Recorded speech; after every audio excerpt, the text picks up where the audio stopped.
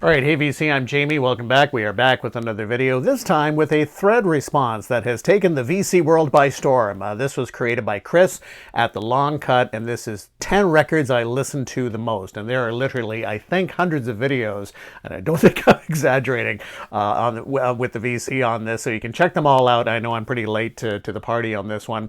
I'll do a special shout out for 10 records I listen to the most, of sort of a video challenge for Jeff at Speaker's Corner. Jeff hasn't done a video in a while, so this would be a good one for Jeff, and also for Chris at Blues Guy Vinyl, in terms of 10 records I listen to the most. I would love to see videos from those two VC channels at the very least. Okay, so let's get to it, and this is one of those ones you don't want to overthink it in terms of 10 records I listen to the most, but right off the top, we're going to do this absolute classic. This is Crosby, Stills, Nash and Young, the album Deja Vu. Now, obviously, I was a little young when this album first came out. I got into CSN and CSNY sort of late high school, college years. A friend of mine, Jeff, was a major, is a major Neil Young fan. But what's interesting with Jeff, he wasn't just a Neil Young sort of snob or just a Neil Young fan. He loved Crosby, Stills, Nash and Young, loved CSN, and we would play this album so much, and it just brings back lots of memories. And yeah, Crosby, Stills, Nash and Young, great album. Okay, this time we have Pink Floyd and Meddle. Absolutely love this Pink Floyd album. And again, with most of these choices, these are not necessarily my favorites or in terms of the best albums from these groups, but I will always go back to a Pink Floyd Meddle. I think this is the album for me that really opened up the whole Pink Floyd of certainly where they were going with this. I got into this album later, not initially when it was released, but you know, Echoes is so fantastic, but to me, One of These Days still remains the best sort of psychedelic freakout song. I never get bored of listening to that song. You know, later versions with David Gilmour doing that song, just fantastic. Absolutely love this record. Okay, a Canadian artist by the name of Stan Rogers, a folk artist who died in 1983, and he was kind of a very traditional folk music artist, sort of when the resurgence of folk music was starting to happen, you know, in different areas in the late 70s, kind of 80s, and then the folk music in the 80s would kind of maybe take a sort of a Celtic switch. He was pretty much traditional folk, down east music. He died in 1983. It was a fire aboard a plane where he was in the States, was coming home back to Canada. They had to make an emergency landing, and I believe he died from smoke inhalation. It was a fire aboard the plane. The plane didn't crash. But anyway, this came out in 1979, around that time, 1980. This is a live album, so this is Stan Rogers, Between the Breaks Live. Interesting for this album, he had, I think, 2 or 3 albums before this one came out. There's only one song that was previously on one of his albums, so most of the music at this time was newer music, and just absolutely fantastic. You know, Barrett's Privateers is one of his big songs, which is in the style of a sea shanty, well before TikTok made it popular, but a terrific, real kind of almost like a baritone voice with his brother Garnet Rogers on violin. Just wonderful folk music. If you're not familiar with Stan Rogers, do check him out. I think all his stuff has been reissued on vinyl. This is an OG copy, but boy, just played this over and over and over again. And it's, you know, it's got highs, it's got lows. It's just a terrific album. A good place to start with Stan Rogers too. Okay, and moving right along, how about the classic Rush album, Farewell to Kings? Now, I did get into this pretty much when it was released. Kind of hard to pick in terms of Rush. I mean, Moving Pictures was an album I really got into, and that's where I saw Rush on tour during Moving Pictures. But I still go back to Rush, Farewell to Kings. I just remember Cygnus X1. That song absolutely blew my mind. And Xanadu, and of course the big hit, Closer to the Heart. It's just a great album, a nice well-worn copy from start to finish on this one. And many of these albums were, in terms of vinyl, either I used to have or had them on CD and then picked up the vinyl, so this is not my original copy of this.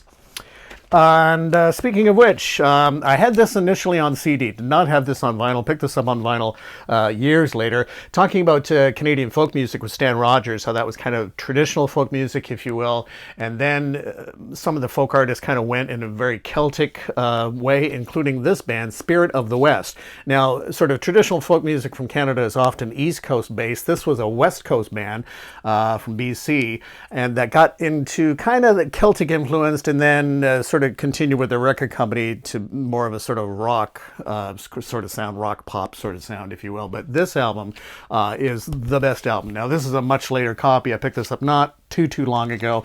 This is a radio station copy. It's a gold stamp promo. But Spirit of the West, Save This House, the title track.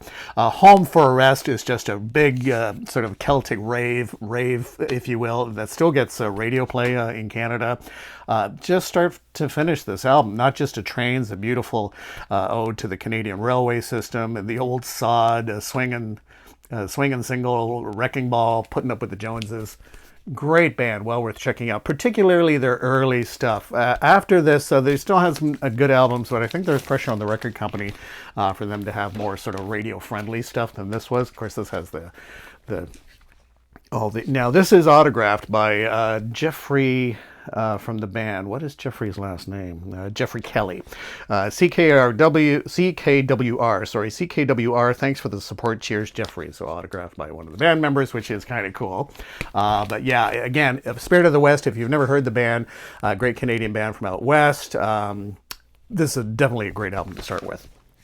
Okay, of all of his material, and I've got so much on Frank Zappa, I still go back to this one, Frank Zappa and the Mothers of Invention, but largely a Frank Zappa solo record, and One Size Fits All. It was my friend Steve, actually, who really got me into this album. I was aware of Frank Zappa, and certainly with Frank Zappa in the late 70s, that was all the sort of Joe's Garage, Shake Your Booty, but this one, man, with Pajama People, just the solo on this one, and the lead-off track, Inca Roads, just the whole jazz influenced.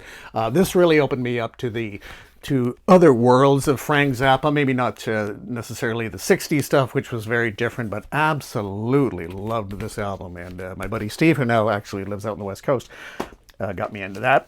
Speaking of sort of the way some of the folk music or whatnot was going in the 80s, of course, this is a prime example, the Waterboys and Fisherman's Blues. And again, I picked this up, the vinyl copy. I had this on CD. My CD is still in my collection, well worn, but very happy to pick up a vinyl copy. This is where the Waterboys, again, Scottish based with Mike Scott, but a UK based band, and they were kind of doing a deep dive into traditional folk or Celtic music, and would pursue this for a few albums after this. But this one is it's just a wonderful album with the title track, and then wrapping it up with The Stolen Child. Absolutely wonderful album.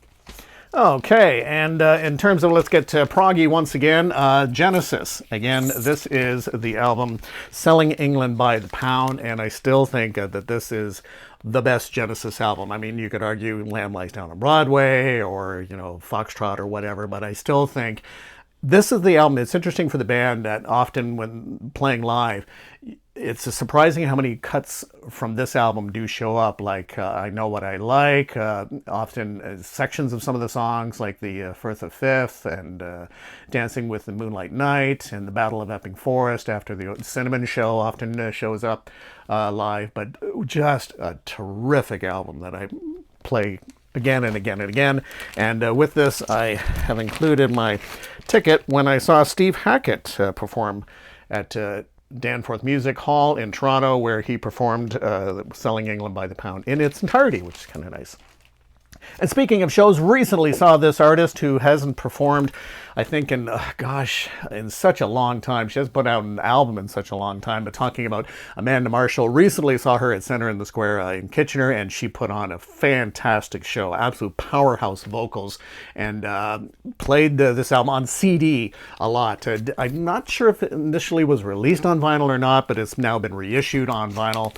Amanda Marshall, if you get a chance, she does seem to be, she has put a new album out only on CD. It's not available on vinyl, so this is her first album from like 1995. And like virtually every song on the first side was like a radio hit. And I've talked about this artist before. Wonderful performer. She's still got the pipes. A great performer. If you get a chance, please do see her. Okay, and one more. We've got one of my favorite Canadian bands, Max Webster, with Kim Mitchell. And this is, I mean, it's hard to choose. Max Webster, not a lot of records out there, but in terms of Million Vacations, it's a great one. Their first album is quite unique. Hard to categorize this band. You could compare them to Frank Zappa, but they're not. You could say they're proggy, but they're not. I think that's an interesting thing with this band. It's a lot of things that they're not. But check this album out. Just a high energy. And this band opened for Rush a number of times. High Class Borrowed Shoes, the title track's terrific. Oh, Wars, great. And then he does like sort of a wonderfully acoustic ballad, On the Road. In Context of the Moon is kind of where they get the kind of proggy thing going on, including the song Gravity. But then a nice little ballad like Diamonds, Diamonds. Well worth checking out. Max Webster. Kim Mitchell then would go on to a solo career, but this is the album I get back to again and again, and this is a reissue from the Big Party box set. I did have this album years ago and got lost in the shuffle, shall we say. Okay, so there's my 10 favorites. I'm going to do one bonus one. It's an album I don't have on vinyl. Would love to get it on vinyl. Absolutely love this album. This is Richard and Linda Thompson. I Want to See the Bright Lights Tonight. I have Richard and Linda Thompson, their last album together, Shoot Out the Lights. I do have that on vinyl. I've got their stuff on CD or CD box set, but to me, I go back to this album again and again. Absolutely wonderful, folk influenced. This is, of course, Richard Thompson, who was formerly with Fairport Convention, breaking out on his own with his wife, Linda Thompson. And this was their first album together, but oh my gosh, this is just wonderful music. Amazing guitar playing from Richard Thompson, incredible vocals from Linda, and an album well worth checking out and enjoying. So there you go. So that's 10, maybe plus one, of records I listen to the most. And it's one of those ones you don't want to overthink it because, you know, I'm thinking, oh, I could change it, but what's done is done. So again, thanks so much for dropping by. Hopefully everybody's well, and we'll chat again soon. Take care. Bye-bye.